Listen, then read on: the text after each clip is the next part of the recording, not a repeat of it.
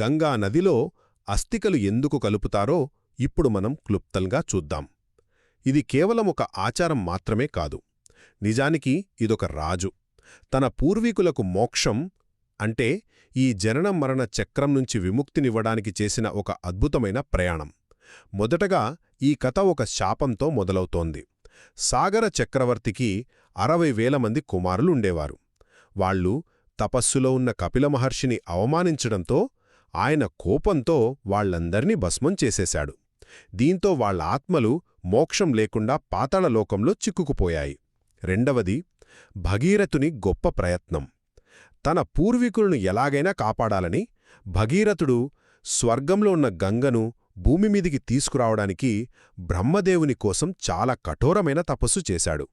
అతని పట్టుదల నిజంగా అసాధారణం. ఇక చివరిగా శివుని సహాయం.